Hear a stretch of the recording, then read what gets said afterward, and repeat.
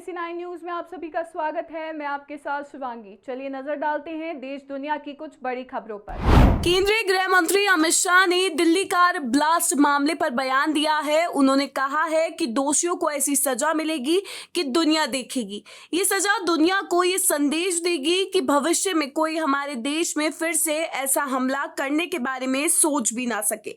गृह मंत्री ने कहा कि शीर्ष जांच एजेंसियां विस्फोट की जांच कर रही है और वह घटना की तह तक जाएंगी। जोधपुर में डीजीजीआई की टीम पर हमला हो गया। जीएसटी चोरी के बड़े नेटवर्क पर छापा मारने पहुंची जयपुर की टीम ने ट्रांसपोर्टर और उसके स्टाफ ने धक्का मुक्की की।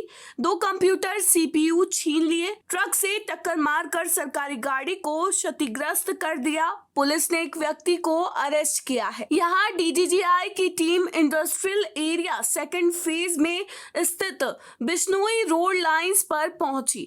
ऑफिस पर ताला लगा था। डीजीजीआई की टीम बाहर इंतजार कर रही थी। तभी सुनील बिश्नोई नामक व्यक्ति आया, ऑफिस खोला और 2 सीपीयू ले जाने लगा। डीजीजीआई की टीम ने रोकने की कोशिश की तो धक्का मुक्की की। जयपुर में सीकर हाईवे पर डंपर एक बार फिर काल बनकर आया और एक बाइक को टक्कर मारते हुए 2 युवकों को टक्कर मारी। यह हादसा हरमाड़ा थाना इलाके में टोडी मोड़ तिराहे पर हुआ। हादसे का सीसीटीवी फुटेज भी सामने आया है, जिसमें बाइक सवार सड़क पार करते हुए नजर आ रहे हैं। तभी एक डंपर ने उन्हें टक्कर मार दी। इस दौरान डंपर एक युवक को घसीटता हुआ ले गया, जिससे उसकी मौके पर ही मौत हो गई। बाइक पर पीछे बैठा उसका साथी उछलकर दूर गिर गया।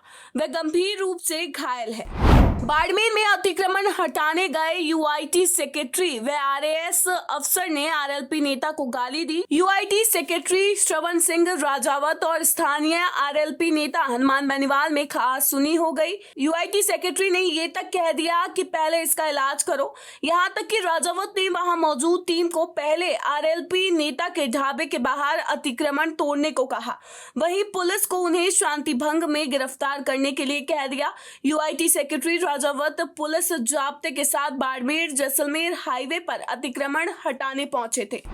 बांसवाड़ा में राजस्थान गुजरात की सीमा पर आनंदपुरी थाना इलाके के ग्राम पंचायत वरेट के घने जंगलों में युवक युवती के सड़े गले शव मिलने से इलाके में सनसनी फैल गई। शव पुराने होने से सड़ गए थे।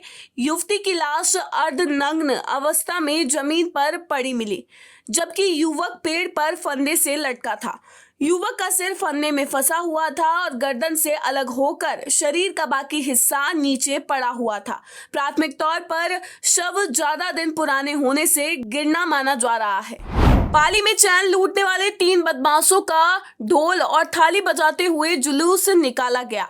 पुलिस तीनों बदमाशों को कोतवाली थाने से बांगड़ हॉस्पिटल तक पैदल लेकर पहुंची। इसके बाद तीनों को पैदल ही कोर्ट लेकर गए। इस दौरान बदमाश पूरे रास्ते हाथ जोड़कर चल रहे थे। कोर्ट ने इन्हें 3 दिन की पुलिस रिमांड पर सौंप दिया है। तीनों आरोपियों में 2 सगे भाई हैं, जबकि एक इनका दोस्त है।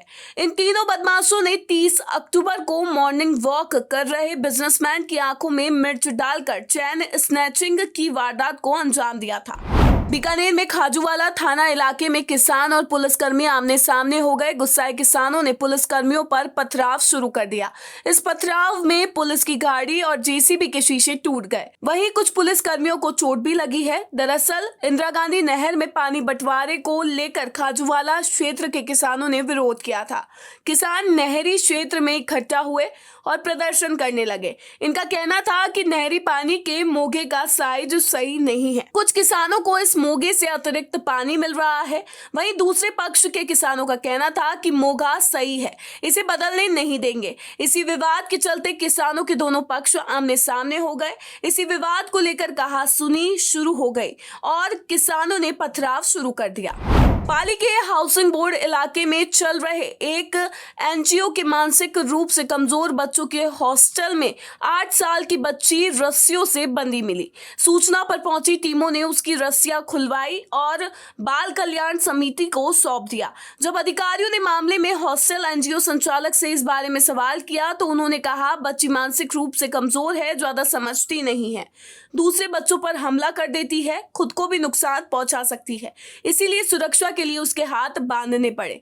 इस पर अधिकारियों ने इस तर्क पर आपत्ति जताई और स्पष्ट किया कि ऐसा व्यवहार बाल अधिकारों का उल्लंघन माना जा सकता है। झुंझुनू के खेतड़ी इलाके में भ्रूण लिंग की जांच करने के मामले में पकड़े गए फर्जी डॉक्टर ने कई चौंकाने वाले खुलासे किए हैं। पूछताछ में उसने बताया कि वो 2003 से ये काम कर रहा है, 1 करोड़ कमा लेता है और 50 लाख जमानत में चला जाता है। आरोपी फर्जी डॉक्टर बोला कि कोई जिंदगी भर तो जेल में रहना नहीं है, आराम करने जाता हूँ। फर्जी डॉक्टर 8वीं बार पकड़ा गया है। यह आरोपी हर बार पकड़े जाने के बाद वह अपना नाम बदल लेता है। कभी एपी पांडे तो कभी डॉक्टर अवधेश कुमार के नाम से अलग अलग जगहों पर यह अवैध काम करता था। पीसीपी एनडीटी के झुंझुनू जिला समन्वयक आनंद राज ने बताया कि जन्म से पहले भ्रूण लिंग परीक्षण कराने वाले फर्जी डॉक्टर यूपी के अयोध्या निवासी अवधेश पांडे को 9 नवंबर को पकड़ा था।